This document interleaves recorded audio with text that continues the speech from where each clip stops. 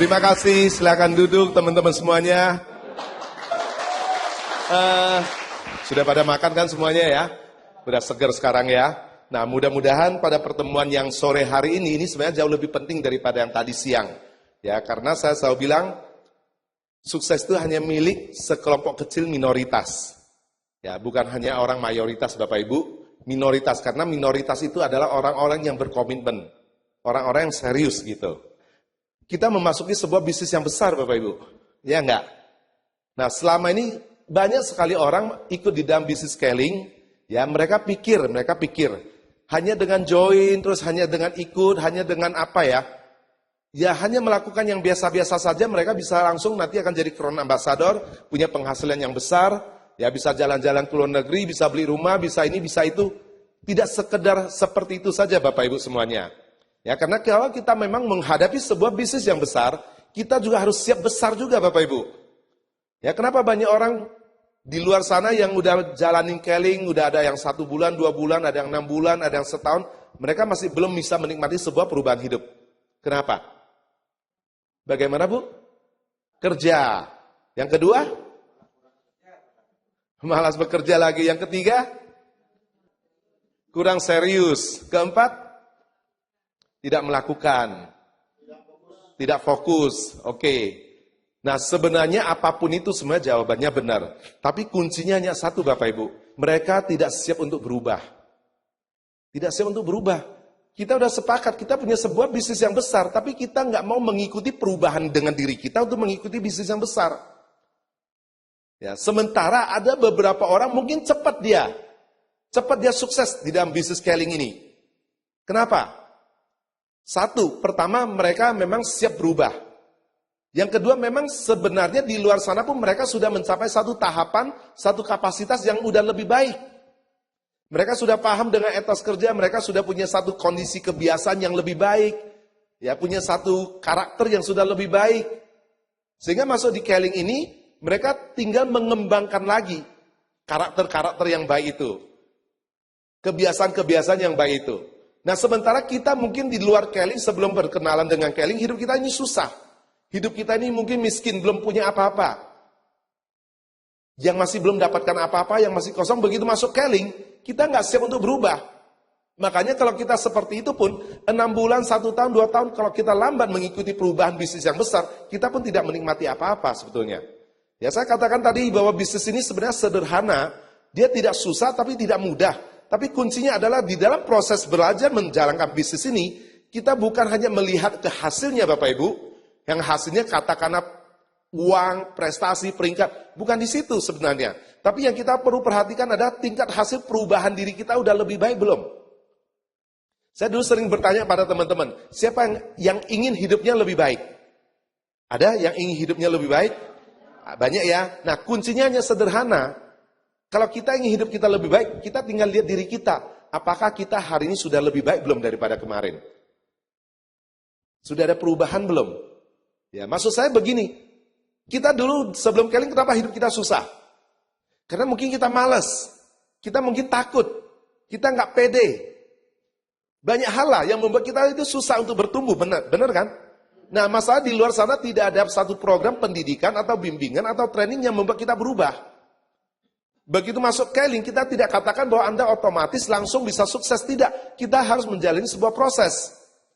Di sini ada training, ada buku, ada kaset, ada pertemuan, ada konsultasi. Nah, itu alat-alat yang kita bangun dengan sistem ini, maksudnya adalah membantu perubahan yang terjadi dengan diri kita. Hanya dengan adanya alat-alat yang banyak seperti ini, kitanya sendiri masih kekeh tidak mau berubah. Kuncinya hanya di situ. Nah, kita siap nggak untuk mengikuti perubahan itu? Perubahan kita yang kita alami di sini 2, 3, 4, 5 tahun Bapak Ibu. Setelah itu kita menikmati semuanya. Ya. Saya katakan, saya kasih satu gambar sederhana.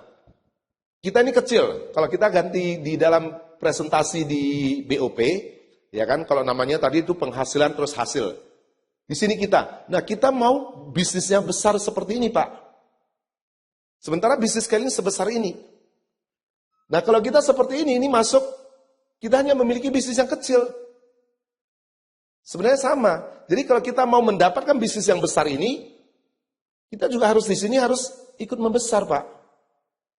Tapi kenyataannya banyak sekali orang tidak siap untuk berubah di dalam kondisi bisnis ini. Nah, kembali lagi itu sikap. Yang saya katakan, mungkin di sini banyak juga partner sejati. Ada yang mungkin partner sejati beneran, ada yang cuma partner-partneran, ada yang hanya sejati-sejatian. Ya.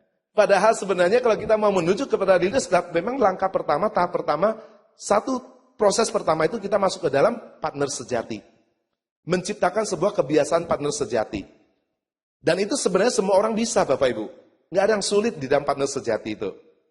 Tapi yang sulit itu adalah mengajak diri kita mau mengikuti perubahan di dalam menjadi partner sejati itu. Dan memang hari ini, belakangan ini saya tidak ada banyak lagi bercerita tentang motivasi. Ya, motivasi udah cukup kuat dalam diri Anda. Saya katakan motivasi yang terbesar sebenarnya dari mana? Dari luar atau dari dalam? Dari dalam. Ya, saya dulu kita punya upline waktu itu tidak ada yang kaya, belum ada yang berhasil. Yang paling tinggi waktu itu masih Emerald, Pak Santoso. Penghasilan dia itu 20-an juta, 30-an juta. Belum ada yang ratusan juta, Pak. Belum ada yang bisa kasih lihat punya mobil mewah ke luar negeri, tidak ada. Tapi kenapa kita waktu itu semangat dan termotivasi? Yang memotivasi saya bilang, itu bukan datang dari luar, tapi dari dalam diri kita. Kesulitan hidup kita, ya ke masa depanan yang tidak jelas itu, kehidupan yang tidak menentu, itu yang menjadi motivasi yang kuat untuk kita lakukan bisnis ini. Makanya kadang saya agak gelisah aja, ada yang datang, Pak tolong dong saya dimotivasi Pak, supaya saya mau semangat. Saya kehilangan semangat, ini banyak sekali leader-leader seperti itu, bahkan mungkin partner sejati pun seperti itu kan. Sudah jenuh, sudah ini, saya bilang, motivasi nggak perlu dari luar. Kalau memang Anda mau mendapatkan motivasi, sesungguhnya lihat kembali hidup Anda masih sudah senang atau masih susah. Kalau masih susah, disitulah sebenarnya motivasi momentum terbesar Anda untuk Anda fight benar lagi dengan Keling, saya bilang. Nah, kira-kira di dalam ruang ini semuanya hidupnya udah senang belum? Nah, belum, kenapa Anda tidak termotivasi untuk membangun bisnis Keling? Ya, yang masih punya hutang siapa? Nah, kenapa Anda nggak cepat-cepat membangun Keling untuk bayar hutang? Yang anaknya masih perlu biaya sekolah yang lebih tinggi siapa? Nah, kenapa Anda nggak benar-benar fight bisnis Keling ini untuk supaya anak Anda bisa sekolah? Yang rumahnya bocor, yang masih kontrak siapa? Nah, kenapa Anda nggak cepat-cepat bangun prospek orang untuk supaya rumah Anda cepat berubah menjadi lebih baik? Itu yang sehari-hari yang kita lihat, itu yang motivasi terbesar Bapak Ibu. Ya, nggak usah lihat-lihat di orang lain, lihat diri kita, kehidupan kita sesungguhnya itu. Nah, dengan adanya motivasi itulah, kesulitan hidup seperti itulah, itu membuat kita benar-benar bertindak all out. Bertindak sekuat tenaga. Dan kita fokus untuk membangun Keling ini supaya hasilnya kita dapat. Kembali lagi bagaimana mensikapi bisnis ini. Saya semalam cerita sama teman-teman berbagi, banyak orang bertanya dengan saya, ya Pak, bagaimana sih Pak Calvin waktu awal membangun bisnis ini? Apa yang Bapak lakukan sih? Kami ingin tahu, kayaknya beda deh. Kenapa dulu Pak Calvin bisa cepat, sekarang kok kita ini susah dan lambat? Benar ya? Nah, kenapa kita itu dulu mudah, cepat gitu ya Bu ya? Kok sekarang susah? Kayaknya enak sekarang apa enak dulu sih? Ya terserah Anda melihatnya dari mana lagi, saya bilang. Tapi saya ingin katakan buat teman-teman malam hari ini, sesungguhnya apa yang kita alami dan apa yang kita lakukan dulu dan sekarang yang terjadi, itu tidak berbeda. Tidak berbeda Bapak Ibu.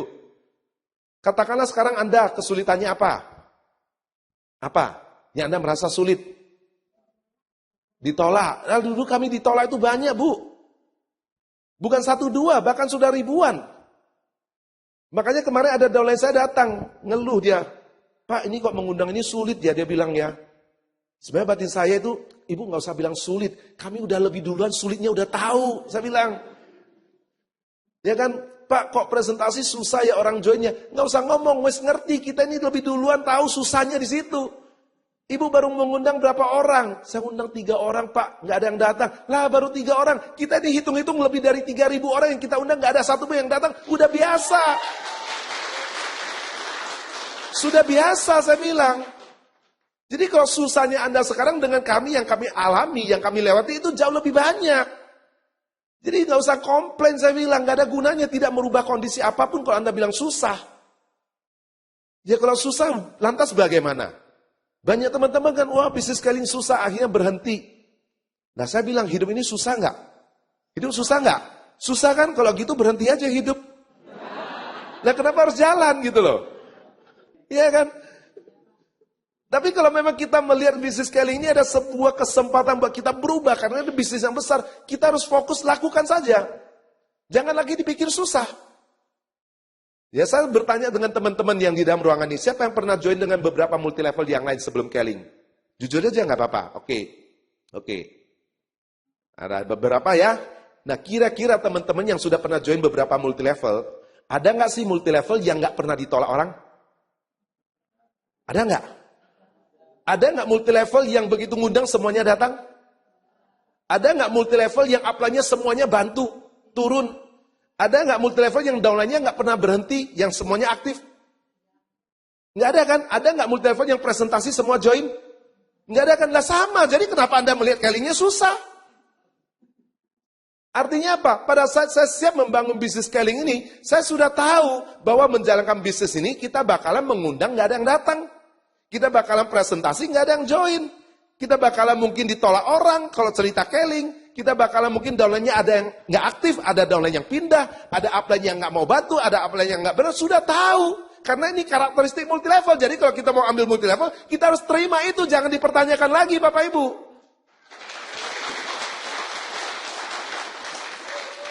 Jadi kesusahan yang Anda alami sekarang dengan kami sama. Nggak ada yang beda. Dari zaman baheula sejak muncul namanya multi level sampai nanti 100 tahun kemudian tetap aja kondisi seperti ini terjadi. Nggak akan ada yang perubahan Bapak Ibu. Jadi what's the matter gitu loh. Apa yang menjadi masalah? It doesn't matter, no problem. Tidak ada jadi masalah kalau hal itu terjadi, itu wajar. Justru kalau kita mengundang semuanya datang itu baru tidak wajar. Baru kita pertanyakan. Iya nggak? Nah, masalahnya apa? Sekarang pola pikir kita ini, tindakan kita, kebiasaan kita nggak pernah rubah. Makanya pertama kali yang kita rubah di dalam pola pikir dulu. Apa yang wajar, apa yang tidak wajar. Kalau kita mau masuk ke dalam bisnis yang besar, kita harus pahami karakteristik bisnis ini seperti apa. Itu adalah resiko dan konsekuensi di dalam profesi yang kita ambil, Bapak Ibu. Seperti contohnya Bapak Ibu kalau buka toko. Apakah setiap hari toko Anda ramai? Jadi kalau dalam satu hari nggak ada yang datang beli, Anda buka nggak tokonya? Kalau udah ada seminggu juga nggak ada pembeli, besok buka lagi nggak? Dia tetap buka. Kenapa? Anda sudah tahu memang kalau buka toko ya resikonya itu. Jadi nggak bertanya lagi kenapa ya kalau seperti ini didu merenung, enggak. Yang kita lakukan, kita pikir caranya bagaimana supaya tokonya ramai. Sama di dalam bisnis yang kita pikir bagaimana caranya supaya saya mengundang orang datang. Bagaimana saya presentasi supaya tidak ditolak orang. Itu yang kita pikirkan.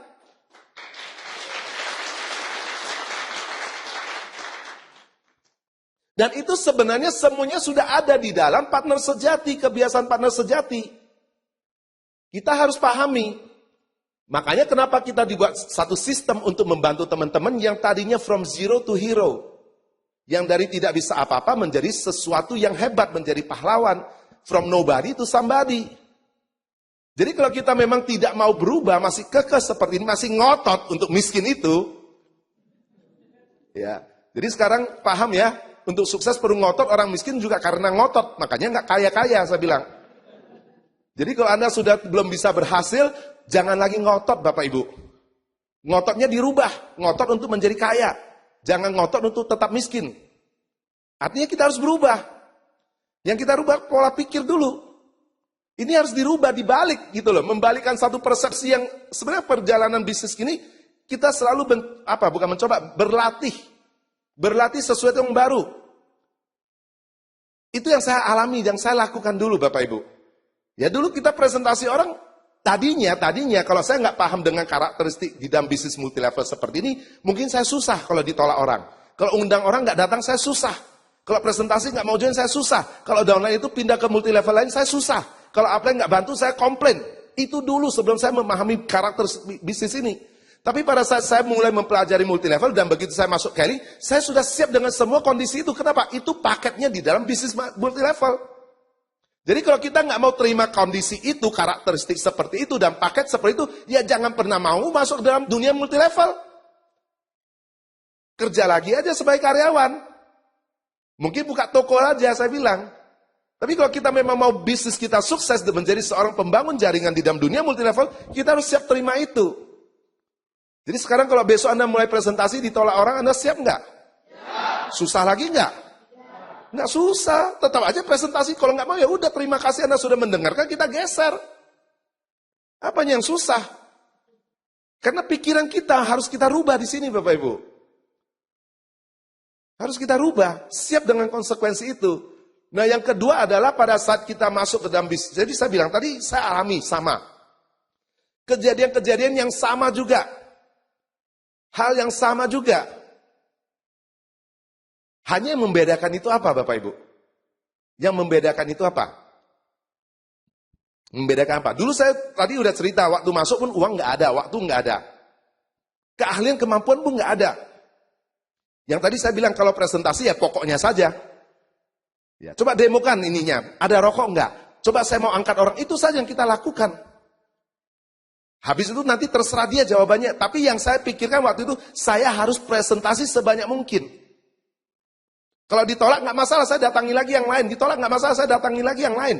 Kenapa rupanya? Kenapa? Karena kehidupan saya sudah tidak sabar lagi untuk harus cepat-cepat berubah. Saya nggak mau tiap malam lagi masuk tinggal di rumah yang numpang dengan orang tidur di kursi. Saya nggak mau lagi nanti pulang ke rumah orang tua saya malu melihat anaknya tidak berhasil. Saya tidak mau seperti itu. Nah mungkin teman-teman masih nyaman dengan miskin saya bilang. Masih nyaman dengan kondisi yang nggak enak ini. Jadi masih mencintai dunia kemiskinan. Masih senang nggak dengan hidupan seperti ini? Yang benar. Udah berapa lama Anda hidupnya kondisi seperti ini susahnya? Bertahun-tahun ya. Tapi kenapa Anda nggak mau berubah? Ya berarti Anda masih sayang, masih senang, masih mencintai seperti ini. Ya, malas ya. Nah kalau malas nggak apa-apa, saya ini pemalas Pak. Tapi saya bilang sama teman-teman, kalau memang Anda pemalas seperti saya, kalau kondisi masih miskin, masih belum punya uang, jangan malas-malasan dulu. Kenapa? Malas-malasan di dalam kemiskinan itu tidak nikmat. Pulang ke rumah masih panas. Ya enggak? Mau hidupin AC nggak punya, adanya kipas angin. Begitu hidupin ker bunyi, pukul-pukul baru muter. Itu pun kadang macet lagi. Ya kan? Tidur pun kursinya nggak jelas. Tempat tidurnya masih panas. Masuk kamar mandi masih kotor, berantakan. Buat apa nikmatnya malas di situ? Keluar masih naik motor, masih panas-panas, apa nikmatnya malas kalau seperti itu? Kalau mau malas, boleh kita malas kalau rumah kita sudah besar, AC di mana-mana, kamar mandi ada TV, ada AC.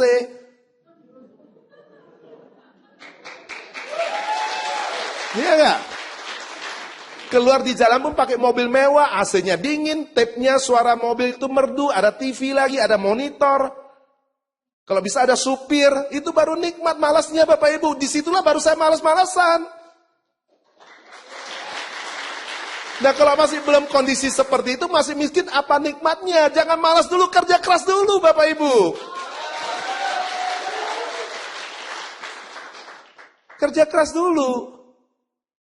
Ya. Nah kerja keras kita di sini sambil kita di dalam membangun bisnis kita ini, kita berproses. Artinya saya kembali lagi, waktu itu saya mensikapi apa? Yang saya sikapi adalah saya memang sudah harus sukses dengan bisnis styling ini Pak. Tidak ada pilihan lain buat saya bilang. Kalau saya tidak sukses di Keling, saya akan jadi gembel lagi. Inilah pilihan yang tidak enak buat saya. Itu yang menjadi sikap saya. Dan itulah yang membedakan nanti di cara kerja. Makanya saya pulang sampai malam nggak peduli Bapak Ibu. Tapi bukan pulang sampai malam ngobrol nggak jelas. Enggak, jalankan bisnis ini. Ditolak orang pun nggak peduli. Dan lain nggak aktif pun nggak peduli. Grup pertama saya itu hampir 500 orang nggak ada yang aktif Bapak Ibu. 500 orang. Yang kedua itu 380-an orang nggak ada yang aktif. Hanya karena saya punya hubungan baik dengan salah satu yang di dalam 380 orang itu, saya follow up dia setiap pulang ke Medan, saya datangi itu hampir 4 tahun setengah, baru dia mulai aktif lagi 4 tahun setengah. Setelah aktif 7 bulan, 8 bulan, dia jalankan bisnis ini, sudah ada grup hampir 125 orang, itu pun mati semua. Baru masuk ke bulan 9, barulah ketemu yang salah satu downline-nya namanya Insinyur Abdul Qadir, yang sekarang menjadi Crown Ambassador.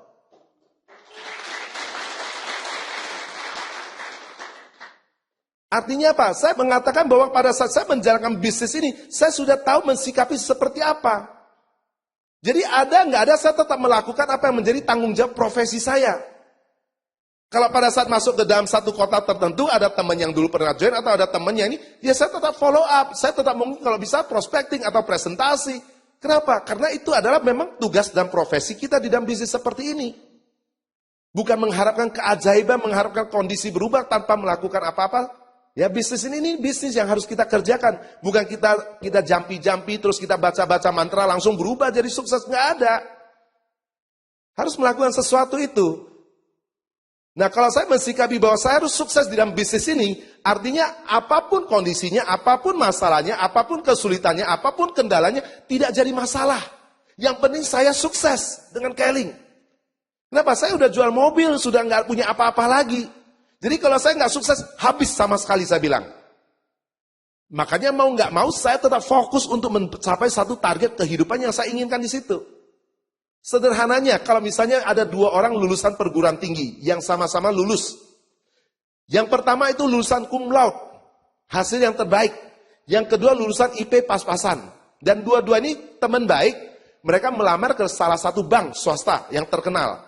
Yang pertama yang cum laude itu, waktu melamar kerja di bank itu, di dalam pikirannya dia waktu ditanya sama teman-teman yang lain, kamu kenapa? Apa tujuan kamu kerja di situ? Saya hanya cukup untuk gaji sajalah, dia bilang gitu. Yang penting hidup 1 bulanan saya itu terjamin. Karena sana penghasilannya lumayan bagus di bank itu, gajinya dia bilang. Dia kan cum laude. Nah yang kedua ditanya, terima kasih. Yang kedua ditanya, apa tujuan kamu kerja di situ? Apa tujuan kamu masuk bank itu kerjanya? Dia bilang apa? Kalau saya dulu peduli apapun gempa bumi sekalipun, kalau saya udah fokus, saya fokus. Sederhana, itulah yang kita bilang fokus Bapak Ibu. Makanya saya bilang banyak teman-teman datang ke dalam satu pertemuan itu belajar, ternyata bukan belajar tapi mencari hiburan. Betul. Kalau pembicaranya lucu apa seneng kan? Wah tepuk tangan. Begitu pulang udah lupa apa yang dibicarakan dan tidak dilakukan apapun. Makanya kenapa banyak orang memilih pembicara? Oh ini pembicaranya enak, bagus, senang, lucu, datang semua. Kenapa? Seperti nonton film. Itu kuncinya sebetulnya Bapak Ibu. Saya selalu bilang, kalau Anda fokus di sini, bayangan saya bagaimana? Kabur. Kalau Anda fokus di saya, tangan saya bayangannya kabur.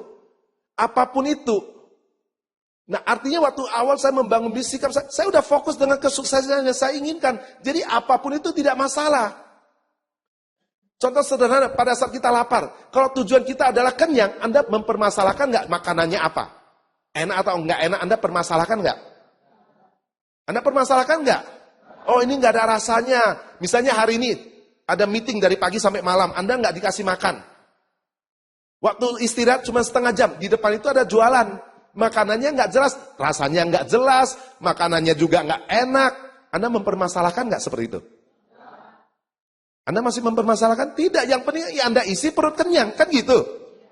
Supaya tujuannya perutnya kenyang.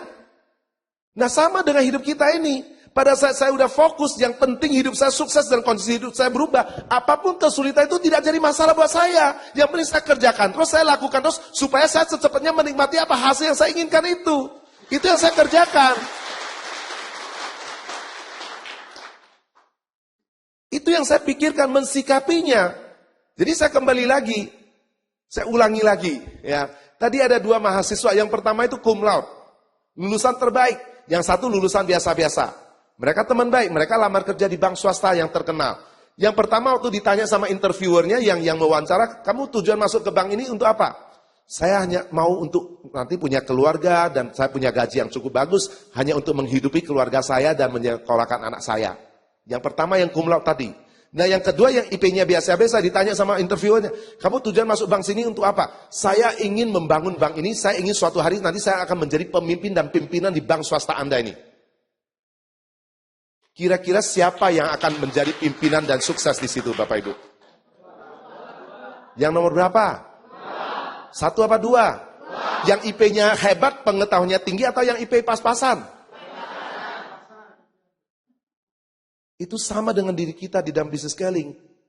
Walaupun kadang mungkin pengetahuan kita hebat, pengetahuan tentang multi level hebat, pengetahuan scaling hebat. Tapi kalau sikap kita hanya ya cukup-cukupan, ya nggak akan bertahan banyak dan nggak akan besar Bapak Ibu. Tapi walaupun hari ini Anda nggak tahu apa-apa, hanya pas-pasan saja, nggak ngerti banyak. Tapi kalau Anda begitu masuk Keling, Anda punya sikap bahwa suatu hari saya akan menjadi Crown Ambassador, saya harus besar, saya harus sukses. Anda bisa. Nah, banyak teman-teman nggak sukses karena sikap bagaimana mensikapi bisnisnya dan kehidupan dia. Bukan apa yang kita alami Bapak Ibu, tapi bagaimana kita mensikapi apa yang terjadi dalam hidup kita. Itu yang sangat berbeda. Saya katakan apapun yang Anda alami sekarang ini, kesulitan Anda, kami dulu ratusan ribuan kali lipat lebih berat dan lebih sulit di situ Bapak Ibu. Makanya kalau datang komplain ke upline, jangan komplain. Mengundang itu susah enggak? Susah. Ya terima saja, tetap aja mengundang. Ngapain? Apa harus ribut? Kita komplain pun tidak merubahnya jadi gampang Bapak Ibu. Terus apa masalahnya mengundang? Apa masalahnya di mengundang? Nggak datang. Ya itu masalah buat Anda, bukan masalah buat saya. Padahal sama juga saya ngundang nggak datang. Kenapa? Karena saya fokus supaya saya secepatnya menjadi Crown Ambassador. Jadi nggak datang itu nggak jadi masalah. Paham nggak maksud saya kira-kira? Nah kadang teman-teman ingin sukses, tapi satu sisi nggak serius dengan kesuksesan itu. Itu saja bedanya Bapak Ibu. Jadi waktu memulai itu kita harus meletakkan sebuah sikap yang benar. Perspektif yang benar dengan bisnis Keling, dengan apa yang kita lakukan di bisnis ini. Itulah yang membuat orang cepat. Kenapa? Karena kalau kita mau cepat, kadang kita jalan. Kesenggol sedikit batu kecil. Padahal nggak sakit. Apa yang kita lakukan? Jalan-jalan, kita udah ngejar Pak. Mungkin ada batu kecil kan? Tapi kadang kita enggak. Jalan-jalan nggak kesenggol batu, tangan kakinya yang nyenggol sendiri. Ini apa sih? Kok nggak ada barang dicari? Apa sih taruh di sini? Habis itu duduk, kok susah ya? Siapa sih yang iseng taruh ganjelan di sini? Akhirnya nggak melakukan apa-apa, tapi ditanya mau nggak sukses? Mau. Jadi kira-kira kalau mengundang nggak datang jadi masalah atau tidak? What's the problem? What's the matter? Tidak masalah. Jadi kalau Anda memilihnya jadi masalah, berarti itu masalah Anda, tapi tidak masalah bagi kami yang dulu Bapak Ibu. Karena kami dulu waktu mengundang lebih banyak lagi yang tidak datang.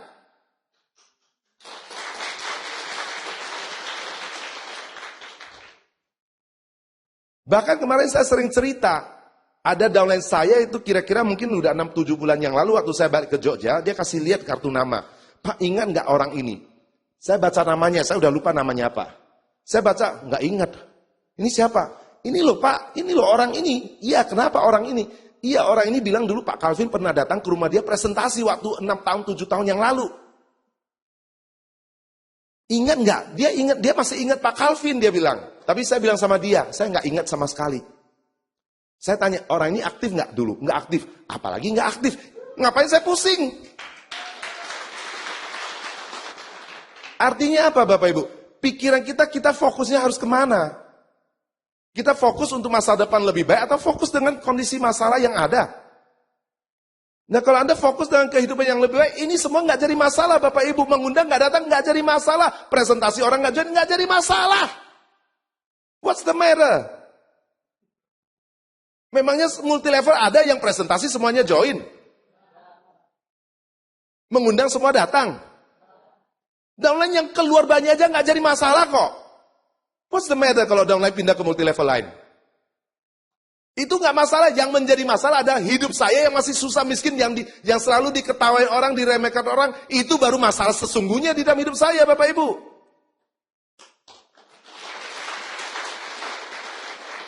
Nah sikap itulah yang mendasari saya untuk melakukan bisnis ini. Dan membangun satu konsep berpikir. Nah di dalam berpikir kita, di dalam melakukan bisnis ini, kita mulai ikutilah sistem ini. Dan langkah pertama yang kita atur, yang kita katakan di dalam membangun bisnis ini, jadilah partner sejati, itu yang tadi saya bilang. Nah kira-kira teman siapa yang mau ingin sukses untuk punya bisnis yang besar? Oke, hari ini kita sama-sama kembali lagi evaluasi. Benar nggak kita sudah masuk ke langkah pertama menjadi partner sejati itu? Ya, kenapa? Sebab kalau kita tidak partner sejati, tidak akan terduplikasi dengan baik downline kita yang partner sejati. Karena semuanya bersumber dengan diri kita. Kira-kira biji mangga yang asam kita tanam bisa nggak hasilnya pohon mangga itu nanti buahnya banyak yang manis? Nggak ada, pasti banyak yang asam kan? Memang ada yang manis, satu dua yang nyasar kan gitu. Ada memang. Artinya apa ya? Itu persilangan gen atau apalah pokoknya lah. Ya karena selalu ada hukum Pareto. Nah, tapi kalau biji mangga yang manis kita tanam mayoritas manis atau asam? Manis, ada juga yang asam tapi sedikit. Nah, sekarang pohon mangga dan buah mangga itu manis atau asam tergantung apa yang kita tanam, benar nggak? Tergantung apa yang kita tanam dengan biji mangga yang sebagai bibit itu. Nah, sama dengan bisnis kita ini Bapak Ibu. Bisnis kita ini menyangkut organisasi orang-orang. Jadi kalau organisasi kita ini mau kuat, mau bagus, mau bertumbuh, tergantung dengan diri kita yang memulainya seperti apa. Sebagai bibitnya itu Bapak Ibu. Nah banyak sekali teman-teman pada saat punya, katakanlah maaf kata, udah bagikan pin partner sejati itu sudah ratusan. Tapi kok nggak LC-LC. Bahkan udah terima pin partner sejati, besoknya hilang. Siapa yang sudah leader di sini? Benar nggak kata saya itu? Nah kenapa itu terjadi Bapak Ibu? Katanya di dalam vital sign itu kalau mau menjadi LC lebih kurang 80-an partner sejati. Pak, saya sudah habis duit saya untuk belikan pin partner sejati, ada 300 yang sudah bagikan ke downline. Kok nggak LC-LC? Nah kembali lagi Bapak Ibu, kita kasih benar nggak pinnya itu? Nah makanya kita kembali lagi, kita coba evaluasi sekarang. Benar-benar nggak pin kita itu layak, atau yang kita berikan pin itu partner sejati layak atau tidak? Dan siap nggak kita berubah masuk ke dalam partner sejati itu? Itu yang saya bilang. Kita ini siap nggak berubah menjadi seorang partner sejati? Itu saja kuncinya Bapak Ibu. Nah partner sejati itu yang pertama itu apa? Yang pertama apa partner sejati? Kita ambil yang goal aja lah. Presentasi 30 kali per bulan minimal. 3 kali per bulan, titik kan? Nah terus yang kita ngaku sebagai partner sejati, atau downline yang kita sudah berikan pin partner sejati, benar nggak dia sudah melakukan presentasi minimal 30 kali per bulan? Benar atau tidak dulu? Saya banyak melihat, banyak yang dikasih pin partner sejati, bahkan suruh presentasi aja masih nggak berani. Masih nggak berani. Jangankan mereka, kadang kita pun masih belum berani presentasi. Langsung sodorkan, upline ada downline saya loh, minta pin partner sejati. Oh iya, kenapa? Sudah 400 BV belum? Sudah, oh iya kasih pin partner sejati. Itu yang menjadi masalah Bapak Ibu. Jadi kalau orang yang sudah menjadi partner sejati, dia sudah tidak ada masalah di dalam presentasi. Dan ini untuk masuk ke dalam partner sejati, orang sudah bergabung di Caring, mungkin bisa 3 bulan lagi dia partner sejati, mungkin bisa 6 bulan lagi partner sejati, mungkin juga baru setahun kemudian partner sejati. Bukan begitu masuk bulan ini, bulan depan langsung partner sejati. Dan kita nggak berlomba-lomba untuk mengkarbit, mempresto partner sejati itu. Akhirnya hanya kelihatannya bagus, manis, ternyata asam di situ. Betul, baru sekarang betul.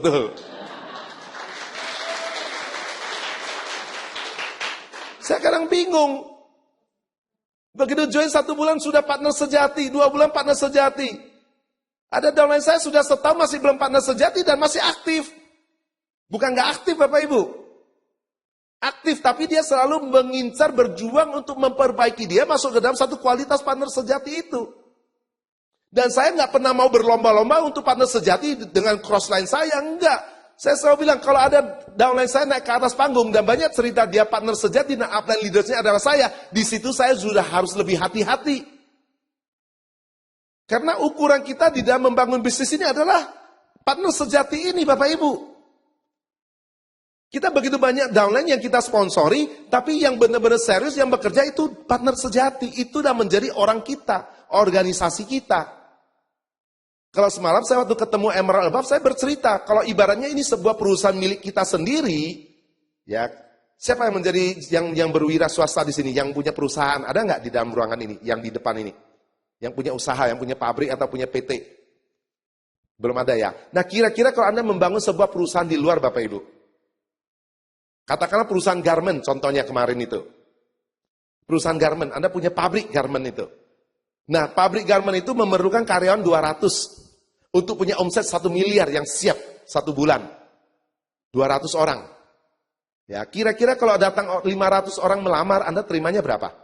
200 atau 500? Kenapa 200 kok nggak 500? Katanya hukum ekonomi kalau jumlah orang lebih banyak itu potensi produksinya lebih tinggi. Kenapa nggak 500? Karena kalau udah lebih dari 200 itu akan menciptakan biaya beban, jadi rugi. Makanya kita terima 200. Mungkin kalau 500 itu memang produksi tinggi, tapi pemasaran kita lambat, keuangan kita nggak ada. Sementara harus bayar gaji kan gitu. Jadi kita tetap terima 200. Nah bersyukurnya Keling tidak seperti itu, ada 1000 pun kita terima. Itulah sejalan dengan hukum ekonomi, pertambahan manusia itu sejalan sinergi dengan jumlah hasil nantinya, potensinya di situ. Nah tapi kalau yang tadinya 200 karyawan itu Bapak Ibu, yang optimalnya 200 untuk omset 1 miliar, tiba-tiba ada 25 orang berhenti kerja. Jadi karyawannya tinggal 175. Kira-kira omsetnya 1 miliar lagi nggak? Pasti turun kan? Turun kan? Iya nggak? Nah sama dengan bisnis ini. Saya kemarin cerita sama beberapa leader, kalau omset Anda turun, bonus Anda turun, berarti orang-orang yang berproduktif di dalam organisasi Anda itu berkurang. Arti kata lain, kalau ini adalah perusahaan yang seperti di luar, berarti karyawan Anda sudah banyak yang berhenti kerja, saya bilang. Hanya di luar kalau berhenti ada surat berhentinya, mengundurkan diri, berhenti, resign, jelas. Ada 200, keluar 25, jelas. Kalau di Keling nggak jelas. Antara ada dan tiada dia, tiba-tiba nongol, tiba-tiba hilang lagi. 2 bulan lagi, upline, oh saya semangat lagi. Begitu jalan 1 bulan, hilang lagi. Kenapa tidur dulu, dia bilang. Nggak jelas. Tiba-tiba bisa nongol ke pertemuan, upline saya datang lagi bawa prospek. Begitu bulan depan hilang lagi, nggak tahu kemana lagi, telepon nggak angkat-angkat. Itu nggak jelas. Jadi kita nggak tahu. Dan kita nggak tahu siapa yang berproduktif yang bekerja. Nah bagaimana supaya tahu yang berproduktif dan yang bekerja? Ukurannya apa Bapak Ibu? Partner sejati. Makanya partner sejati itu berapa bulan harus diuji itu Bapak Ibu? 3 bulan baru kasih PIN partner sejati Bapak Ibu. Jadi makanya ada downline yang 3 bulan langsung dapat PIN partner sejati, saya bingung. Ini sudah teruji belum?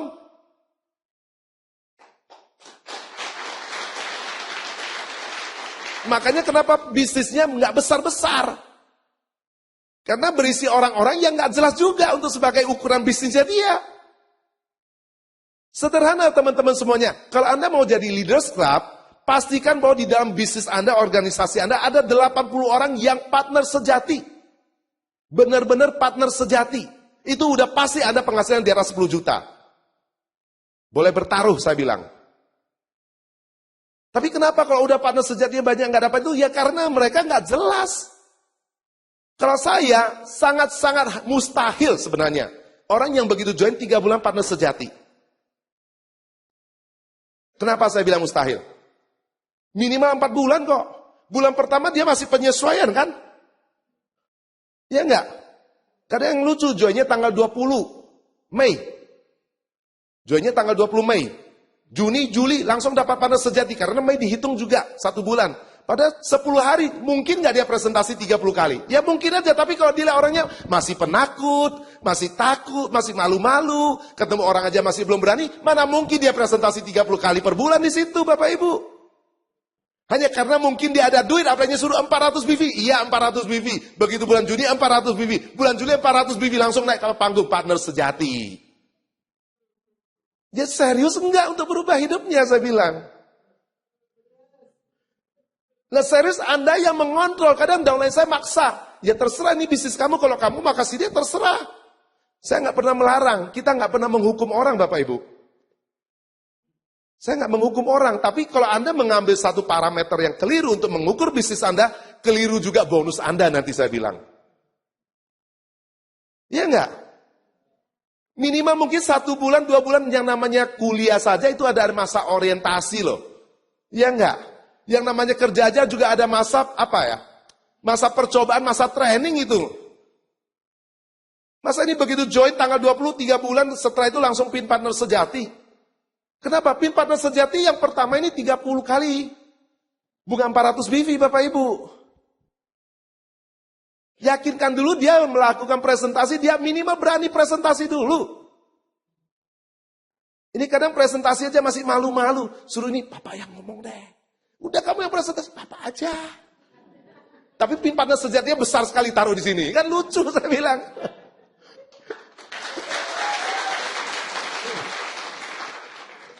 Ada nggak itu di dalam organisasi Anda itu? Wah ada ternyata. Saya kira cuma saya yang di Jawa. Saya kira Bali nggak ada. Ya salah siapa kalau begitu Bapak Ibu?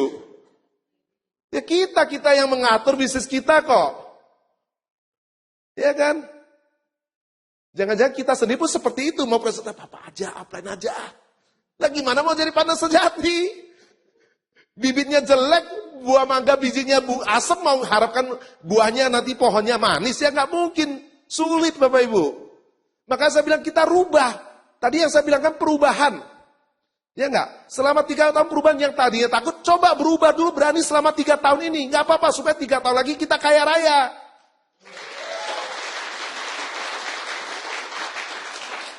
Yang tadinya penakut, tidak pede, rubah dulu 3 tahun ini, berubah pede dulu, supaya 3 tahun kemudian kita kaya raya Bapak Ibu. Siap ya Pak ya? Saya kemarin lucu ketemu downline saya kan. Dia itu satpam, cuma yang gagah. Dia kasih lihat daftar nama ke saya. Pak, saya mau 6 bulan lagi menjadi LC. Oh, yang benar saya bilang. Tapi saya nggak mempermalukan dia. Oke, saya coba lihat daftar nama kamu. Oke, kalau daftar namanya seperti ini, kamu harus presentasi orang middle up. Orang-orang kaya. Aduh Pak, saya takut. Dia ngaku, karena berdua kan. Makanya kalau kita waktu memberi konsultasi, jangan pernah memarahi downline. Supaya dia berani cerita, jujur. Ya, kadang anak kecil nggak jujur ke orang tua, kenapa? Karena takut dipukul, takut dimarahin kan. Nah makanya kalau Anda marah-marahin downline Anda, jangan salahkan kalau dia nggak jujur. Kita ini membimbing, bukan memarahin downline. Kalau dia nggak jujur, kita sulit membangun bisnisnya dengan dia, Bapak Ibu.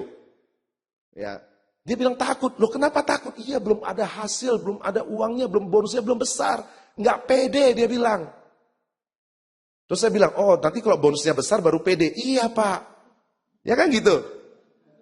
Nah kalau begitu, duluan pede dulu baru bonusnya besar, atau bonus besar dulu baru pede? Ya. Nah ibu aja bisa jawab ke saya kok, pede dulu baru bonusnya bisa besar. Makanya harus pede walaupun bonusnya kecil. Lah kalau nggak pede kapan bonusnya besar Bapak Ibu? Kenapa Ibu? Ibu aja bisa jawab kok. Pede dulu baru bonus besar, atau bonus besar dulu baru pede? Pede dulu atau bonus besar dulu? Bonus besar dulu atau pede dulu? Kalau begitu mulai hari ini Anda harus pede. Sponsori orang kaya itu Bapak Ibu. Presentasi orang kaya itu. Mau bonus besar tapi nggak pede terus, lah kapan besarnya? Hanya duduk terus di kandang ayam berharap nanti 5 tahun lagi saya jadi ayam aja, kepak di situ. Ya nggak jadi Bapak Ibu, mengeram terus. Siapa yang masih belum pede ini? Jujur aja nggak apa-apa. Nah kalau Anda masih belum pede, ingat kesulitan hidup Anda itu. Apa yang menjadi kesulitan hidup Anda sekarang? Hutang. Nah, jadi kalau Anda mau datangi orang kaya itu, lihat hutang Anda ini yang harus Anda lunasi. Datangin dia, baru bisa lunas hutang kamu itu, Bapak Ibu. Nggak apa-apa, jujur. Saya bilang jujur. Kita harus tahu mensiasati ini. Kita harus rubah pola pikir kita, Bapak Ibu. Sebab kalau kita nggak merubah pertama pola pikir kita, kita nanti di Kalimun tetap miskin. Kenapa kita selama ini udah miskin hidupnya? Karena pola pikir kita nggak benar. Jadi pola pikir kita nggak benar, akhirnya mengontrol kehidupan kita jadi nggak benar. Ini penting sekali pikiran Bapak Ibu. Pikiran ada di mana? Yang membuat kita berpikir apa? Otak. Otak letaknya di mana? Di atas Bapak Ibu, paling atas ini yang mengontrol. Bukan ini. Ini kuping kita, pikiran mengontrol kuping, mengontrol mata, mengontrol kaki, mengontrol semuanya. Paling tinggi kan di sini kan?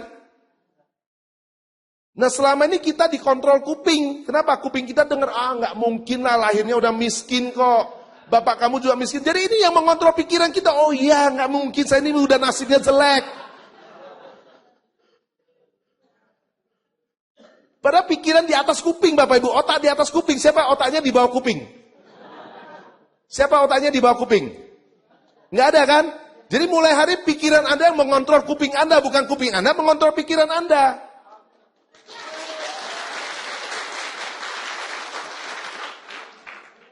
Pernah dengar nggak kodok yang bisa keluar dari sumur itu lompat keluar? Jadi ceritanya ada sebuah sumur yang sudah kering, di situ tiba-tiba ada 5 ekor kodok jatuh ke dalam. Jatuh ke dalam, ya kan? Begitu jatuh ke dalam, kodok itu kan mulai belajar untuk melompat ke atas. Supaya bisa keluar dari sumur itu. Dia lihat kan di atas, oh cukup tinggi, tapi mereka mulai melompat. Nah waktu melompat keluar, semuanya lompat. Dan yang sambil melompat teriak, aduh kayaknya susah, aduh nggak bisa, aduh sulit, aduh udah berapa kali nggak bisa. Semuanya lompat, nggak ada satu ekor pun yang keluar. Tapi ternyata melompat, yang lain udah berhenti. Yang lain berhenti. Nah tiba-tiba ada satu ekor lompat, tiba-tiba keluar kodok itu.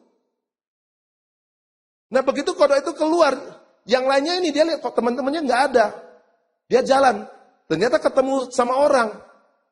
Kenapa teman-teman kamu nggak keluar? Dan kamu bisa keluar. Kodok itu tanya, apa? Kamu kenapa bisa lompat keluar dan teman kamu nggak bisa keluar? Apa? Ternyata diselidik kodok itu tuli. Jadi dia nggak pernah mendengarkan orang yang bilang susah-susah itu, teman-teman yang bilang susah itu, Bapak Ibu. Dia tetap berusaha, kenapa? Dia nggak mau mati di sumur itu. Jadi dia tetap berusaha untuk lompat keluar, dan dia tuli, gara-gara tuli dia keluar. Sebenarnya temannya semua bilang, aduh susah, sakit, jatuh. Itu semua mati di dalam dasar perigi, dasar sumur itu Bapak Ibu. Jadi ingat lagi, pikirannya mengontrol kuping. Jadi kembali lagi, presentasi, hadapi saja orang-orang itu. Saya kan dulu udah bilang kan, Anda nggak berani presentasi orang kaya, kenapa? Takut ditolak. Tadi saya udah bilang kan, resikonya ditolak kan. Jadi kalau Anda presentasi orang yang lebih miskin, ditolak enggak? Jadi tetap sama ditolak, terus what's the matter gitu loh. Benar nggak? Anda coba presentasi teman Anda yang lebih susah, dia lebih ngotot lagi, dia ngotot di dalam kemiskinan, saya bilang. Ya enggak? Resikonya ditolak juga. Terus apa masalah? Nah tapi kalau join, begitu orang kaya join 400 BV nggak jadi masalah, langsung dia beli Bapak Ibu. Suruh langganan kaset nggak masalah, dia langsung langganan. Suruh datang ke pertemuan langsung bayar tiketnya. Bahkan kita bisa numpang mobilnya datang ke pertemuan di gedung ini. Loh itu benar kan? Tapi coba sponsori orang yang lebih miskin teman kita. Tiket iya Pak saya mau datang tapi ngutang. Beli produk iya cicil. Nanti berangkat jemput ya, lah kitanya udah naik angkot, naik omprengan harus datang lagi jemput dia sama-sama naik angkot lagi. Jadi kita mau cari nikmat atau mau cari sengsara menjalankan bisnis ini? Ya, mau cari nikmat atau mau mencari sengsara menjalankan bisnis scaling? Yang benar. Kalau memang mau cari ini, carilah orang-orang yang mampu di situ Anda akan menikmati nantinya Bapak Ibu. Ini kita udah banyak masalah, masih mencari masalah. Ya enggak? Yang banyak masalah orang kaya atau orang miskin? Jadi kalau Anda tahu orang miskin banyak masalah, Anda sponsori orang miskin, ya masalah dia tambah lagi ke masalah Anda lah. Ya kan? Tiba-tiba akhir bulan plan. Uang sekolah anak, uang susu anak. Ada yang mau beli produk tapi nggak ada duit plan, tolong bantu dulu. Itulah masalahnya dia, semua masalah orang miskin ya seperti itu. Belum lagi begitu utang hilang lagi dia. Makanya jangan pernah pinjam-meminjam, jangan punya masalah keuangan. Belajar di situ teman-teman semuanya. Ya, sponsorilah orang kaya, berani presentasi mereka. Paling dia nggak mau kok, it doesn't matter gitu loh. Kalau nggak mau join nggak apa-apa. Makanya kenapa kalau nggak join? Langsung kiamat ke dunia kalau orang kaya nggak mau join? Nggak juga kan? Tapi kalau join selesai masalah kita Bapak Ibu. Dan kita bisa mendapatkan hasil nantinya. Dan ingat, di sini sudah dikatakan presentasi minimal 30 lagi, titik. Bukan presentasi minimal 30 kali harus join. Nggak ada. Tugas kita hanya presentasi, join tidaknya itu urusan dia sama Tuhan, saya bilang Bapak Ibu. Saya pernah presentasi terbaik sampai berbusa-busa, nggak ada satupun yang join Pak. Tapi pernah presentasi asal-asalan aja, belepotan malah banyak yang join. Pernah nggak alami itu? Iya kan? Jadi kesimpulannya apa? Nggak peduli presentasi Anda baik atau buruk, yang penting presentasi, hasil pasti akan mengikuti nantinya Bapak Ibu. Makanya kenapa kita katakan presentasi minimal 30 kali, perbanyak di situ. Dan ingat, kalau minimal hasilnya pun minimal. Kamu mau hasilnya minimal atau hasilnya maksimal? Ya kalau mau hasilnya maksimal, ya maksimalkan lagi, jangan hanya di 30 kali. Kalau bisa lebih, supaya hasilnya nanti bisa lebih Bapak Ibu. Jadi sekarang ada masalah lagi nggak untuk orang yang nggak presentasi itu? PD tadi sudah saya bahas kan? PD dulu baru hasil Bapak Ibu, ingat lagi. Coba sama-sama, PD dulu baru hasil. PD dulu baru hasil. PD dulu baru hasil. Saya harus PD baru saya dapat hasil. Mudah-mudahan ini menghantui Anda nantinya. Jadi kalau Anda nggak PD berarti Anda nggak dapat hasil.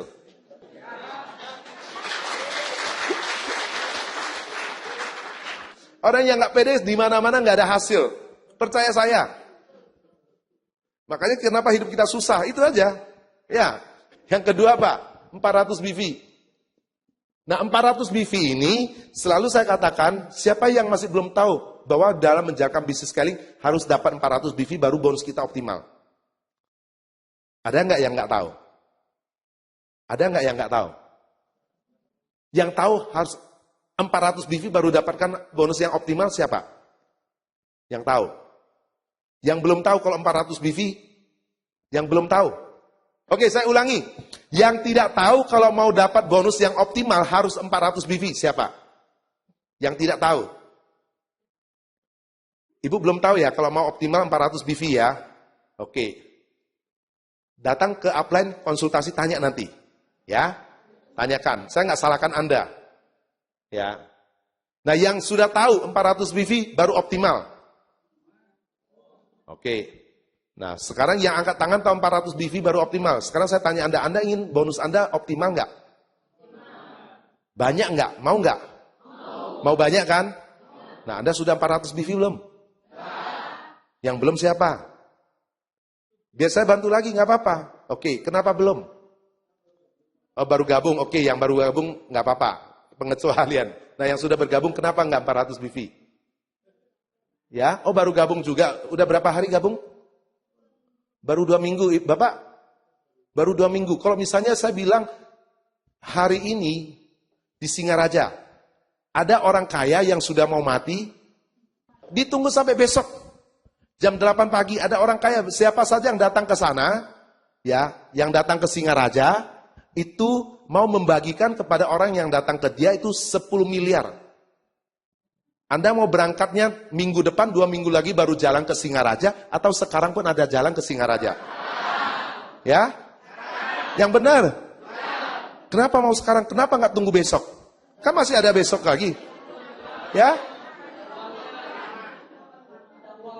Ya? Ya kan besok jam 8 Anda berangkat, nanti jam 5 juga nggak apa-apa kok. Kenapa? Milih yang cepat ya. Ini sama dengan bisnis scaling.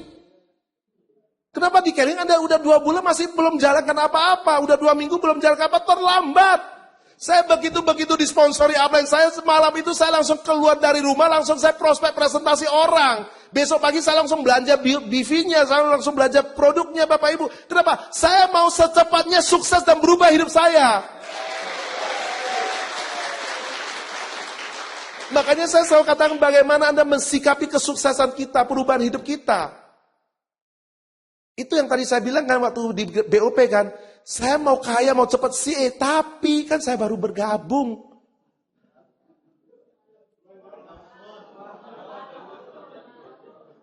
Saya mau presentasikan masih baru, tapi saya masih baru.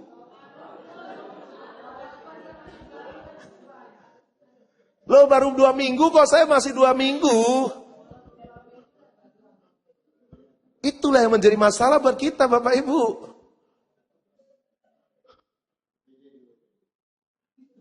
Kita ini suka, kalau hasil maunya cepat, tapi prosesnya lambat-lambat lah, kapan bisa dapat hasil?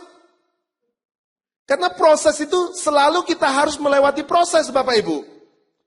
Tidak ada jalan pintas untuk sukses, semua ada proses. Dan proses itu nggak bisa ditawar-tawar. Buat orang seseorang berbeda. Tapi yang pasti adalah harus menjalani proses. Nah kalau kita terlambat memulai, berarti kita terlambat finish. Itu saja. Yang menjadi masalah adalah orang nggak punya stamina sampai selesai. Gara-gara dia terlambat memulai, di dalam prosesnya itu dia lihat dari waktu join, sampai kondisi tertentu masih belum ada hasil, dia berhenti. Makanya saya bilang bagaimana mensikapi, saya sudah nggak kuat menahan miskin dan susahnya hidup saya. Kenapa Anda nggak rubah daya tahan Anda di dalam proses untuk sukses itu, daripada Anda pakai daya tahan Anda untuk miskin ini, Bapak Ibu? Berjuang, saya bilang, keluar dari kebiasaan itu. Rubah kebiasaan itu. Jangan lagi dengan pola pikir yang dulu, berubah. Kalau nggak akan berhasil Bapak Ibu. 10 tahun lagi kalau Anda tidak mau berubah, sama. Kalau nggak saya berubah dimanapun tidak akan berhasil, saya bilang. Anda kalau hari ini rekam ucapan saya, coba kalau Anda mau berhasil, nanti 10 tahun lagi nggak berhasil, Anda putar ulang. Dan kalau memang Anda tidak berhasil, Anda coba lihat dan evaluasi dan pikirkan ucapan saya benar nggak? Berubah. Secepatnya, jangan tunggu lagi Bapak Ibu. Saya dulu begitu join tidak sabar lagi, segera melakukan. Karena saya tahu perjalanan saya masih ada 3 tahun, 5 tahun baru saya menikmati. Jadi kalau saya memulainya bulan depan, saya terlambat 1 bulan. Saya terlambat 1 bulan. Yang saya takuti daya tahan saya nggak ada 1 bulan besoknya itu Bapak Ibu. Kira-kira teman-teman ini oke. Saya kasih sedikit gambaran lagi. Anda tahu nggak sih kalau Anda memang membangun bisnis, siapa yang ingin 1 bulan penghasilan 50 juta? 5 tahun lagi. Benar? Nah kalau Anda 5 tahun lagi penghasilannya 50 juta, sekarang berapa? 2015. Berarti 2020. Di sini Anda 50 juta per bulan. Dapat. Ya kan? Benar? Nah, kira-kira kalau setiap bulan Anda 50 juta per bulan dari deposito Anda, berarti Anda punya tabungan itu berapa? Sehingga Anda dapat 50 juta per bulan. Nah, di sini ada orang bank ini. Ya, berapa itu Pak Jai? Ya? Berapa? 50 miliar baru dapatkan 50 juta per bulannya. Kayaknya nggak sampai 50 lah. Sekarang deposito 1 tahun berapa? Setahu saya lebih kurang ya, setahu saya ini hanya ancar-ancar. Kalau 1 miliar 1 bulan dapatnya 5 juta, benar nggak? Lebih kurang ya? Benar ya? Jadi kalau Anda dapat 50 juta, berarti berapa tabungan Anda? 10 miliar. Di mana 10 miliar ini Anda bisa kumpulkan dalam waktu setelah 5 tahun, Pak.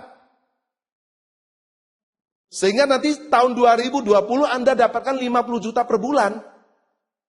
Jadi tahun 2020 seolah-olah Anda sudah punya deposito 10 miliar. Dan sekarang Anda harus melakukan pekerjaan Anda seperti apa? Seperti kalau dalam 1 bulannya Anda punya gaji berapa untuk Anda tabung supaya depositonya bisa 10 miliar. Sehingga kalau ini dibagi 5 tahun berarti per tahunnya Anda harus punya tabungan berapa? 2 miliar. Nah kalau per tahunnya Anda penghasilannya 2 miliar yang Anda tabungkan, berarti per bulan Anda harus tabung berapa? 185 juta Pak. Dan ini adalah gaji Anda kalau Anda lakukan serius di bisnis scaling Bapak Ibu.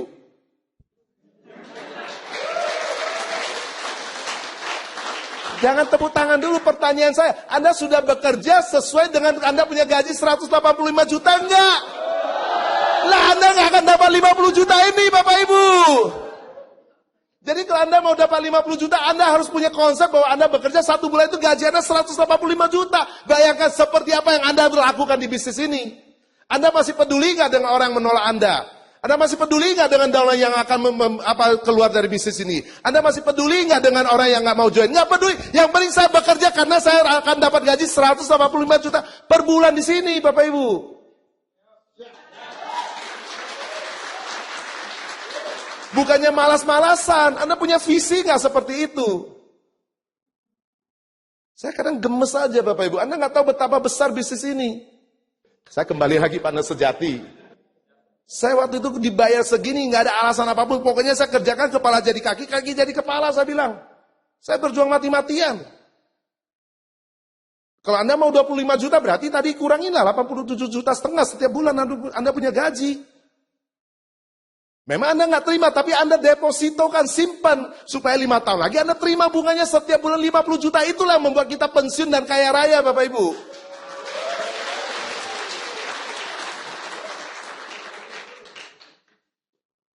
Jadi kembali lagi, lakukan secepatnya. Mau gaji 50 juta tapi masih malas-malas, siapa yang mau bayar gaji kita? Jangan 50 juta. 50 ribu aja nggak dikasih kalau kerjanya nggak mau.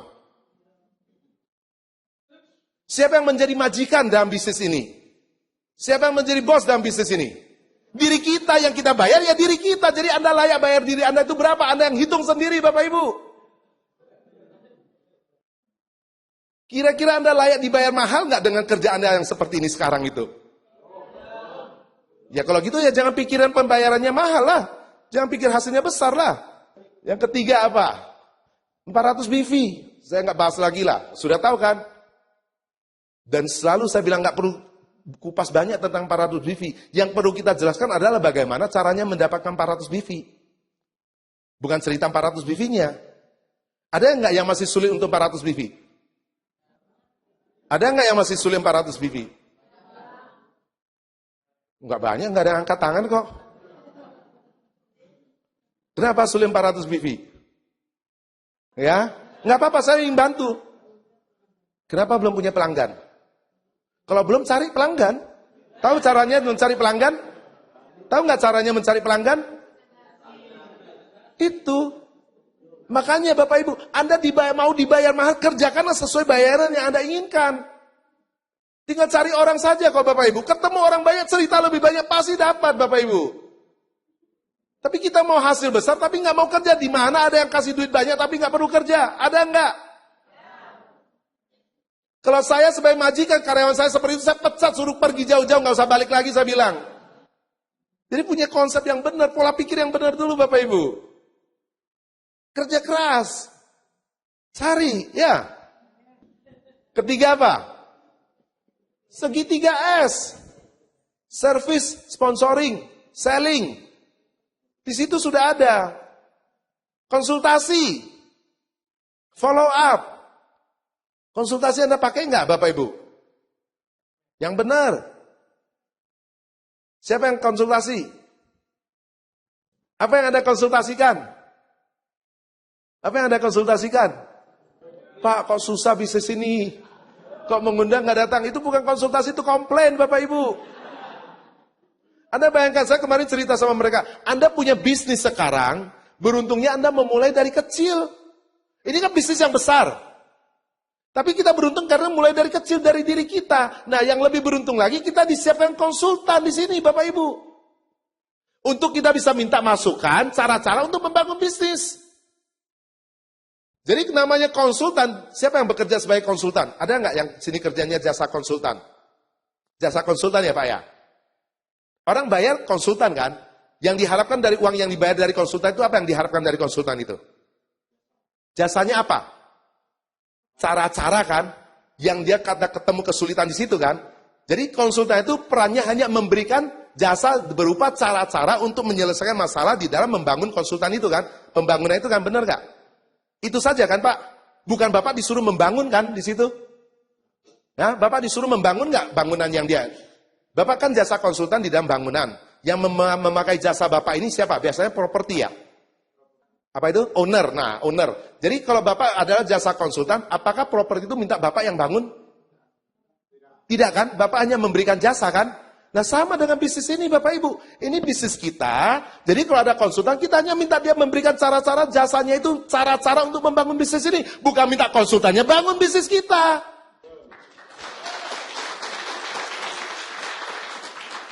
Ini upline nggak bantu, udahlah saya nggak mau jalankan bisnis ini, ya terserah hidup Anda kalau saya bilang.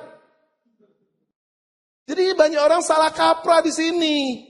Gara-gara dibilang bisnis ini kalau sukses harus membantu orang, udah upline harus bantu saya. Tapi dia nggak mikir bagaimana saya bisa bantu downline saya, bahkan saya bisa bantu upline saya. Bukan saya harus dibantu upline dan dibantu downline lagi. Inilah yang pola pikir yang keliru itu, balik lagi Bapak Ibu. Namanya upline, namanya konsultan, dia punya fungsi utama itu memberikan cara-cara dan masukan. Supaya kita tahu cara-cara membangun bisnis ini. Bukan upline yang membangunkan bisnis buat saya. Saya duduk manis, upline tolong presentasi prospek saya. Upline tolong antarin produk ke saya. Upline saya nggak punya uang, pinjamin produk dulu buat saya. Bukan itu Bapak Ibu. Itulah makanya kenapa kita nggak sukses. Karena kita nggak menjalankannya sebagai seorang pemilik usaha, sebagai seorang pengusaha. Di sini kita hanya menjadi parasit. Karena nggak ada uang, tahu upline punya orang kaya, upline kita, sponsor kita, udah saya join. Supaya apa? Bisa ngutang dulu sama upline. Lah seumur hidup hanya ngutang hidupnya. Padahal di luar sudah banyak utang, malah masuk bisnis tambah hutang lagi, bukan selesaikan hutang. Lah terus kapan dan di mana dia mau lunas hutangnya? Justru saya bilang kalau di luar banyak hutang, usahakan di Keling jangan punya hutang lagi. Kenapa? Karena Keling satu-satunya cara kita menyelesaikan hutang, bukan menambah hutang Bapak Ibu. Kalau kita masih hutang di Keling, dengan apa lagi usaha untuk bisa menyelesaikan semua hutang-hutang kita? Kita tutup semua pintu selamatnya kita itu. Bahkan pintu darurat pun kita tutup. Habis. Ingat, konsultan itu hanya memberikan cara-cara. Ini bukan apa-apa, tapi upline harus bantu. Yang ada malah komplain lagi, ih upline saya males orangnya, nggak bantu-bantu saya. Atau datang upline, susah Pak. Kok jalankan bisnis Keling susah? Saya bilang, saya sudah tahu susah, nggak usah cerita lagi. Wes ngerti. Dan nggak merubah apapun. Saya kan pernah ceritakan, ini kebetulan ada salak lah, saya cerita lagi. Pernah nggak cerita Pak Santoso dengan Anda? Yang ibu-ibu jual salak itu, pernah dengar ceritanya? Ada yang masih belum pernah dengar cerita yang ibu-ibu penjual salak? Jadi ada cerita ibu-ibu jual salak, dia teriak di sana tulisannya salak manis, dia teriak salak manis, salak dijamin manis. Lewat Pak Santoso. Pak, salak jamin manis. Tertarik dia datang. Benar Bu manis? Iya jamin, pokoknya manis. Ya udah saya beli 2 kilo. Kan karena sama teman-teman di mobil, udahlah beli 2 kilo buat makan di mobil, lanjutkan. Begitu beli, bayar, masuk 2 kilo jalan. Begitu di mobil, dan mobil teman-temannya kupas. Digigit, asem. Jalan lagi, buka lagi, asem. Buka lagi, asem. Hampir semua satu pasti asem. Marah Pak Santoso, sialan nih saya ditipu ini. Mumpung belum jauh, udah saya balik lagi aja deh. Komplain, balik dia. Begitu balik, buka pintu, Bu, gimana sih ini? Katanya salak jamin manis. Ini semuanya asam ini. Ini saya beli ini semua asam. Oh, Bapak tadi yang beli ya? Iya, katanya Ibu manis. Lah, Bapak belinya berapa tadi? Berapa banyak? 2 kilo. Lah, Bapak baru 2 kilo asam ribut-ribut. Saya ada 2 keranjang besar di belakang itu, saya nggak ribut, dia bilang. Asam semua, dia bilang.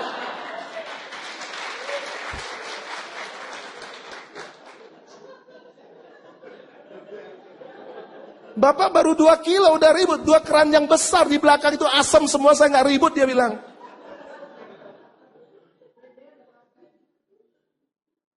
Paham nggak maksud cerita ini? Ada datang cerita ke upline, Anda susah, Anda komplain, Anda baru 2 kilo, upline Anda punya masalah itu 20 kontainer itu aja nggak komplain, saya bilang.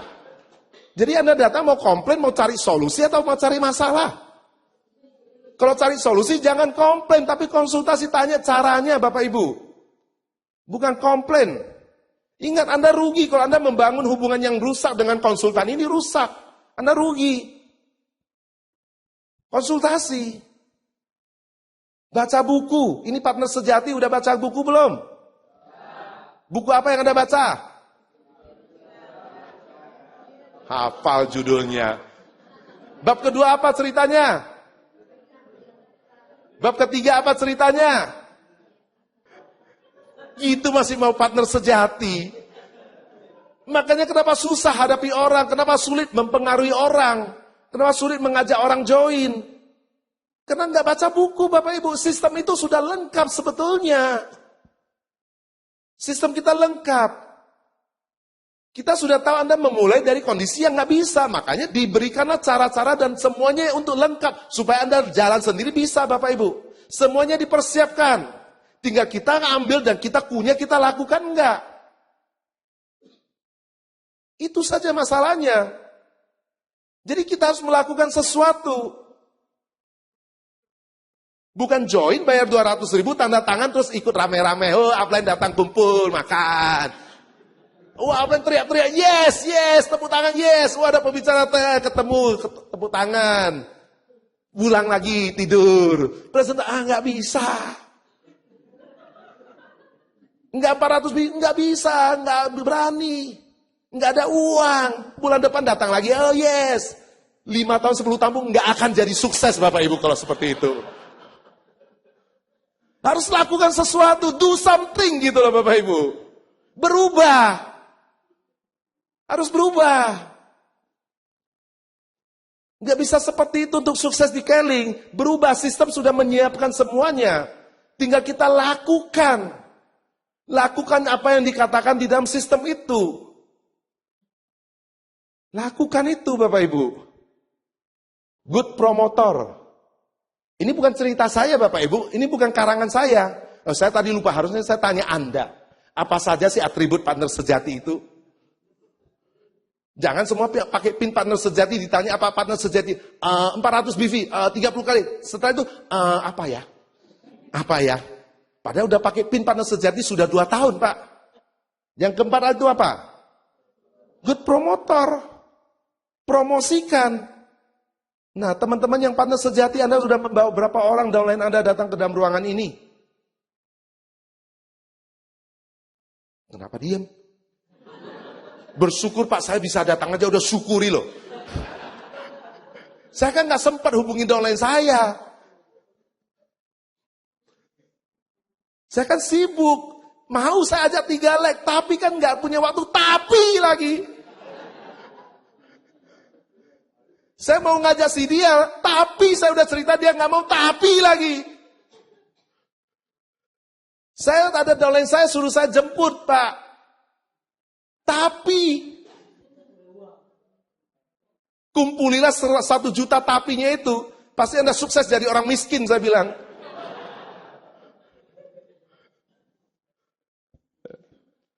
Good promotor. Berapa orang yang Anda promosikan Bapak Ibu? Nggak usah jauh-jauh. Bulan depan, partner sejati meeting siapa yang sudah punya tiketnya? Bulan depan. Saya mau beli Pak, tapi nggak punya uang. Udah berapa lama di Keling? Baru 3 bulan.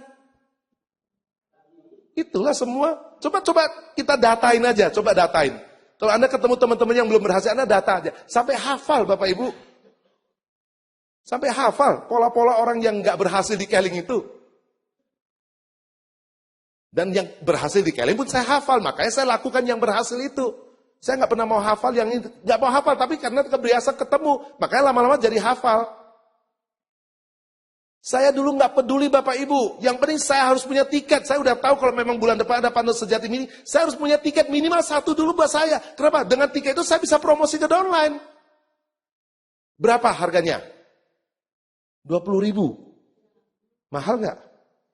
Mahal kalau Anda tidak melakukan apapun di bisnis ini.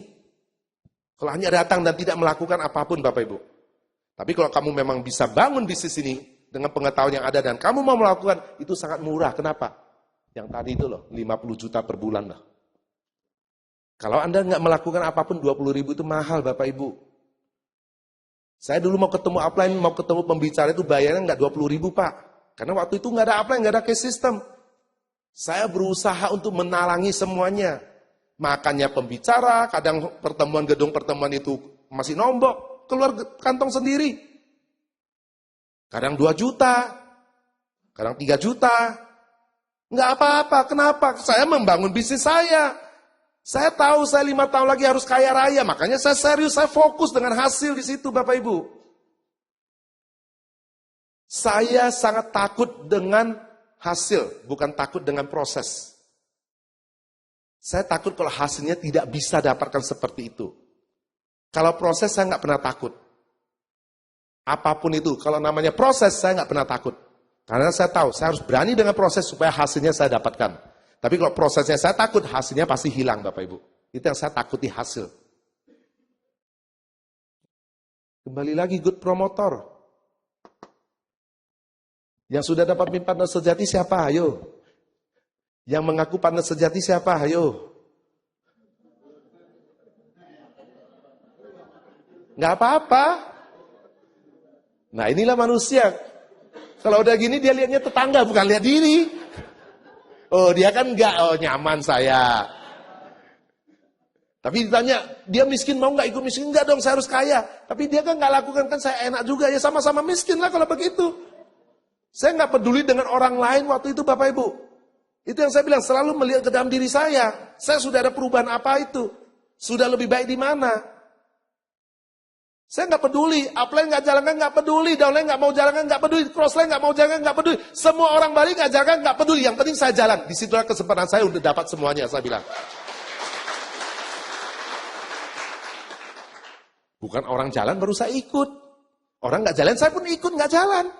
Pemimpin Bapak Ibu.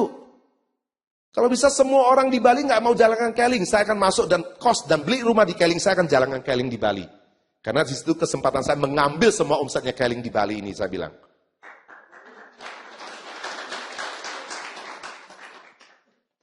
Konsep lagi Bapak Ibu. Ingat, pikiran ini paling atas. Jangan taruh di bawah kuping, di bawah dengkul. Itu Bapak Ibu. Kelima apa? Nah, good team player itu apa aja? Apa yang dimaksud accountable? Apa? Dapat diandalkan. Accountable itu maksudnya dapat diandalkan. Paham kan kata bahasa Indonesia diandalkan? Diandalkan, bukan mengandalkan. Coba sama-sama, dapat diandalkan. Dapat diandalkan. Dapat diandalkan. Jadi kalau pengulangan 3 kali minimal ada bekasnya di sini. Jadi kalau mau menjadi partner sejati, diri kita harus menjadi orang yang dapat diandalkan. Dapat diandalkan upline, dapat diandalkan downline. Di sini tulisannya dapat diandalkan, accountable saja. Nggak ada accountable for upline atau accountable for downline, nggak. Maksudnya Pak, dapat diandalkan siapapun Bapak Ibu. Bukan mengandalkan, dapat mengandalkan. Oh ya nggak sukses lah kalau begitu. Nah kira-kira teman-teman, nanti kan saya masih belum CA Pak. Saya mau sih bisa diandalkan, tapi saya kan baru join. Saya sih mau aja bisa diandalkan, tapi kan saya baru 9%. Kumpulin lagi tapinya, saya bilang. Kalau udah dapat 1.500.000 sukses, lebih miskin lagi saya bilang. Dapat diandalkan, walau apapun peringkat Anda. Selama Anda partner sejati, Anda mulai. Baru join pun sudah mulai belajar di sini, makanya kita mengarah ke sini Bapak Ibu. Makanya saya bilang, downline saya 3 bulan belum tentu dikasih partner sejati. Walaupun dia sudah 400 BV. Poin-poin ini loh Pak. Yang kedua apa? Responsible. Bertanggung jawab enggak? Bertanggung jawab. Bukan dimintain tanggung jawab. Bukan meminta tanggung jawab. Bertanggung jawab. Responsible. Jadi partner sejati ini orang yang bertanggung jawab enggak? Kan baru. Saya sih mau bertanggung jawab, tapi baru 3 bulan. Tapi lagi. Apa ini? Kooperatif. Ini kembali tanggung jawab downline dia nggak diurusin. Mau dibilang dapat PIN partner sejati. Ditanya upline, kemana itu downline kamu? Nggak tahu plan. Kan upline yang datang ke dia kok. Kan upline yang bilang mau ngurus. Tapi partner sejati. Nah, kooperatif apa? Bekerja sama. Bekerja sama enggak? Kooperatif enggak? Yang kelima apa? Unity. Namanya unity mementingkan kepentingan umum bersatu. Bukan kepentingan pribadi. Unity enggak? Makanya kira-kira 2,5 bulan bisa enggak jadi partner sejati? 3 bulan aja belum tentu bisa partner sejati Bapak Ibu. Betul nggak? Nah kenapa banyak partner sejati? Dia kan sudah 400 BV Bapak.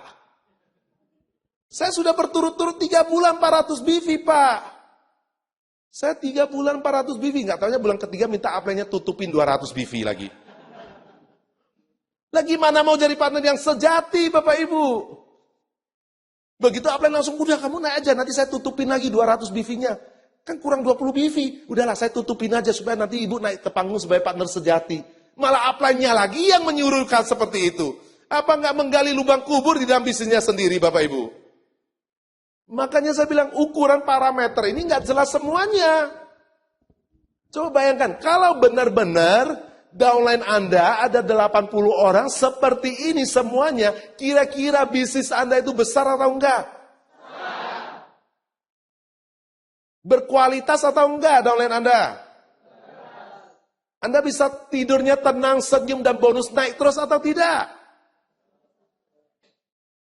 Inilah baru ukuran sesungguhnya di dalam bisnis kita Bapak Ibu, partner sejati itu. Bukan gara-gara 400 BV, udah besok naik panggung, udah. Rekok, cerita upline. Upline-nya saya, leadernya. Dan jor-joran, pamer-pamer siapa upline LC-nya partner sejati. Wah ternyata, cuy, hebat, wah hebat. Nggak itu, saya nggak perlu itu Bapak Ibu. Saya perlu di dalam bisnis saya adalah berisi orang-orang yang bagus, yang akhirnya hidupnya akan lebih bagus. Itu yang saya perlu. Saya nggak perlu nama Bapak Ibu. Nggak perlu nama, yang penting di dalam grup saya, teman-teman saya ini bagus. Kenapa? Dia harus punya masa depan yang baik dan bagus di Keling. Baru akan bermanfaat buat orang banyak. Makanya saya di sini berperan sebagai upline, sebagai konsultan untuk membimbing mengarahkan mereka untuk masuk ke dalam kualitas partner sejati. Jadi kalau cuma hanya pertama itu jangan dulu Pak, saya bilang, bukan saya menghukum Bapak, coba kita cek lagi poin yang selanjutnya. 400 BV, oh ya sudah. Oh bagus, sudah 2 poin. Yang ketiga, segitiga S, sudah baca buku belum? Jangan-jangan buku pun belum punya. Sudah dengerin kaset belum? Kaset aja nggak ada.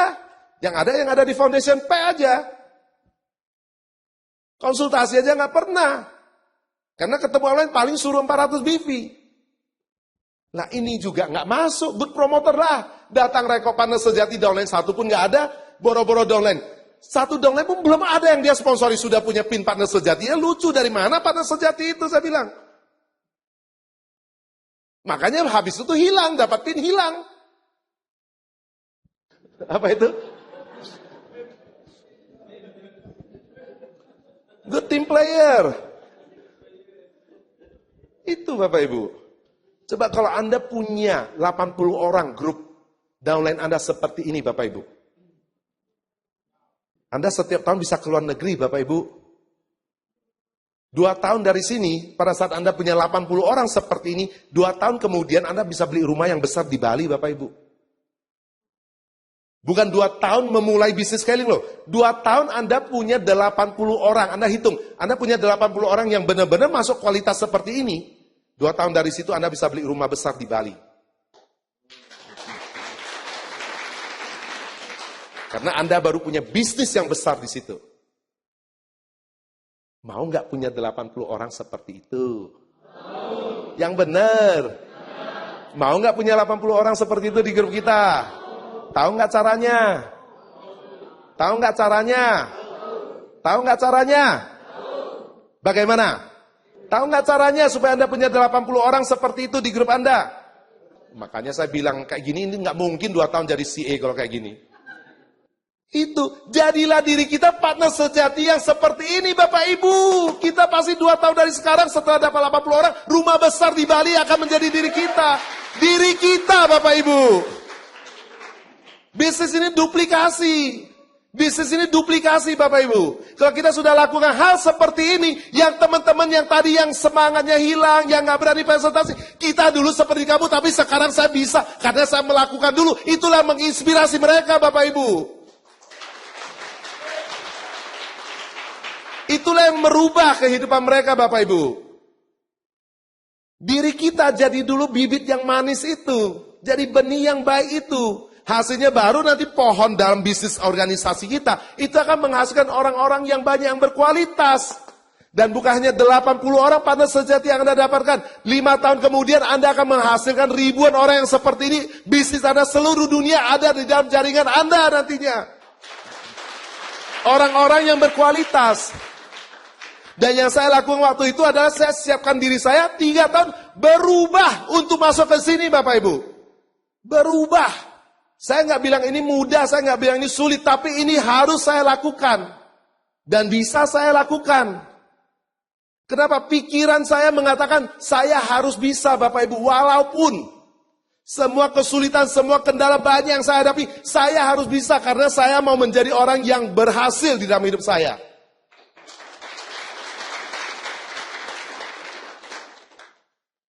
Pertanyaan saya, siap nggak Anda berubah Bapak Ibu? Benar, Anda siap berubah? Ingat, Anda sekarang siap berubah itu gara-gara kupingnya di atas pikiran Anda, atau memang pikiran Anda di atas kuping Anda? Yang benar. Jangan karena hari ini pikiran masih di bawah kuping. Kenapa? Karena hari ini bahasanya Pak Calvin, jadi kuping Anda, pikiran di bawah kuping. Jadi kuping Anda masih mengatur pikiran Anda. Oh iya Pak Calvin bilang bisa, siap. Siap. Paham maksud saya? Begitu besok, kuping yang Anda dengarin bahasanya udah berbeda, Anda hilang lagi. Susah Keling. Aduh kayaknya nggak bisa lah saya untuk mau presentasi. Upline bantu saya lagi. Mau datang ke rumah orang itu, aduh kayaknya nggak berani. Nggak ada uang. Jadi sekarang pikiran Anda di atas kuping atau masih di bawah kuping? Ya. Pikiran Anda Bapak Ibu. Selalu dikatakan kalau Anda bilang bisa, Anda benar. Tapi kalau Anda pikir tidak bisa, Anda juga benar Bapak Ibu. Kalau Anda pikir bisa, pikiran Anda akan mencari semua yang bilang Anda bisa. Tapi kalau pikiran Anda bilang tidak bisa, pikiran Anda mencari apa yang membuat Anda tidak bisa. Dan hari ini Bapak Ibu, kembali lagi kata, jangan pakai kata tapi lagi. Walaupun apa yang terjadi, saya harus menjadi partner sejati yang benar. Walaupun nggak punya waktu, saya harus bisa presentasi 30 kali. Walaupun saya nggak punya apa-apa, saya harus bisa mencapai 400 BV. Walaupun mungkin tetangga ketawain saya harus tetap bisa jadi partner sejati. Walaupun nggak punya waktu, saya tetap menjadi partner sejati. Walaupun upline nggak aktif, saya tetap partner sejati. Walaupun downline saya hilang, saya tetap partner sejati. Walaupun saya undang 1000 orang nggak ada yang datang, saya adalah partner sejati. Walaupun tidak ada yang mendukung saya adalah partner sejati. Walaupun downline nggak ada satu yang tertarik lagi, saya tetap partner sejati Bapak Ibu. Saya adalah seorang partner sejati. Apapun yang terjadi itu. Kenapa? Karena saya berjuang buat anak saya, buat istri saya, buat pasangan saya, buat orang-orang yang saya cintai. Untuk itulah yang layak untuk kita berubah menjadi seorang partner sejati. Selamat berjuang, perjuangkan hidup Anda, siap untuk berubah, jadilah seorang partner sejati. 2 tahun lagi saya akan tunggu di atas panggung kemenangan Anda menjadi Leaders Club. Sukses buat kita semuanya, terima kasih, selamat malam. Majulah bersama Kelly. Masa depan yang cerah. Dan jangan kau pernah ragu. Coba serta buktikan. Kelly, your